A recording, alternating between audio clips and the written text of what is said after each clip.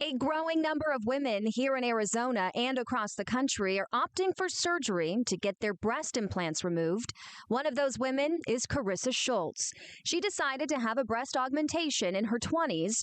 Carissa says she originally wanted the surgery to boost her self-confidence, but she ended up not loving the way she looked after surgery. She lived with them for years, but right around the 10-year mark, she started to think about having them removed. Life unfolds. I became a mother. The idea of going under anesthesia was just daunting, so I just kind of rolled with it for about 10 years. And then it all kind of came to head in 2024. I was battling a lot of chronic sickness. And while I'm not the person that believes that my implants led to my sickness, I was just kind of in the mental state, well, like maybe now's the time. Like, let's remove them. And if there's any way that they are inhibiting my well-being, then like, let's just get them out. Carissa had an explantation surgery, or the medical removal of her breast implants, about a year ago. Her surgery was performed by board-certified plastic surgeon in Scottsdale, Dr. Ricky Brown of Brown Plastic Surgery.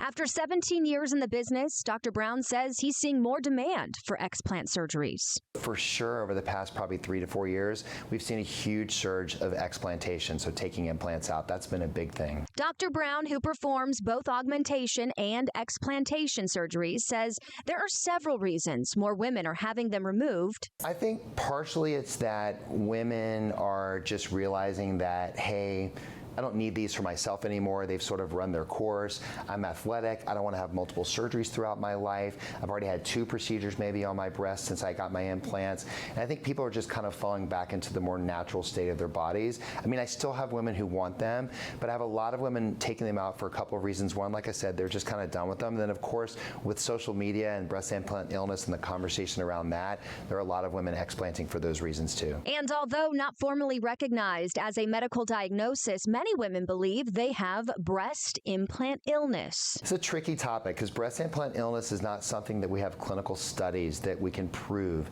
And for the people who don't know what that is, there are a percentage of women who believe that their implants are making them sick. And the things that we'll hear are brain fog, joint pain, swelling, rashes they never had before, thyroid problems, gut issues. There's a whole list of things that women are saying, hey, I've been worked up by the doctor and we can't figure out what's going on with me, and so I think it's my implants. While the medical field continues to study the issue, Dr. Brown says he takes his patients' concern seriously, regardless. The fact of the matter is we don't have any evidence to link exactly that implants are causing those problems. I don't have a test that I can test a patient and say, hey, if we draw this blood test, I can tell you that you're going to be higher risk than someone else. But what I do tell patients is the following. This is all about informed consent. You need to know the potential risks and complications of having surgery. Just like someone can be allergic to penicillin or a bee sting, someone can be allergic to their implants. So I don't deny patients feeling like they're being made sick from their implants. We just don't have any medical literature to actually say that it's happening. And there are a big group of women that explant and get better, but there's equally women who explant and don't get better. I operate from this place. You put them in electively. If you think they're making you sick, let's take them out. And for new patients that come in, here are all the things that you need to be thinking about, that women are talking about. And so I just want you to make an informed decision moving forward. And of course, if 10% of the population was getting sick from implants, we wouldn't be doing them. So I still think they're safe to do because it's a small percentage compared to all of the women that are getting implants. While every case is different and outcomes vary, Carissa says having the explant surgery was one of the best decisions she's ever made. I definitely will say I am more confident than I expected to be. I didn't really feel like my implants defined me, who I was, and how I felt about myself, which was another reason why I knew it was time to have them removed. And I've just felt lighter. I have felt more like myself. I've enjoyed clothes like I haven't in a really long time. I think my implants always made me more self-conscious than they did confident.